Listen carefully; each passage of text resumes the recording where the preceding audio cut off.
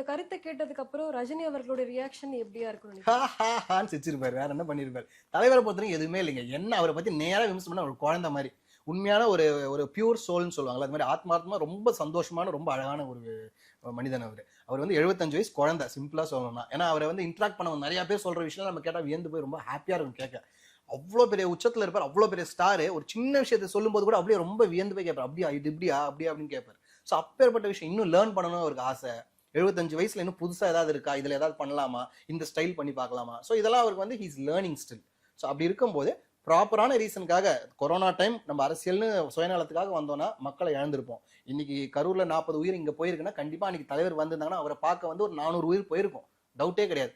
அதை அழகா அவர் வந்து ப்ரெடிக்ட் பண்ணி ரொம்ப அழகா ப்ரோஆக்டிவா அதை தடுத்து வெளில போனார். ஸோ அதுக்கு கெட்ட பேர் ஒரு வருஷம் 2 வருஷம் நான்லாம் ரொம்ப கோவமா இருந்தேன். என்ன தலைவா இவ்வளவு ஒர்க் பண்ணிருக்கோம், இவ்வளவு இது பண்ணிருக்கோம் மனசார கோவம் இருந்தேன். போக போக இன்னைக்கு இருக்கிற அரசியல் சூழ்நிலையை பார்க்கும்போது அவர் எடுத்த டிசிஷன் ஒரு மகான் அவர்.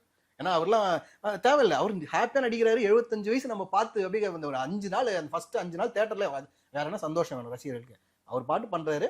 அரசியல் பண்றதுக்கு பல பேர் இருக்காங்க. நல்லவங்க யாராவது வந்து நல்ல ஆட்சி கொடுத்தாங்கன்னா ரொம்ப சந்தோஷம்.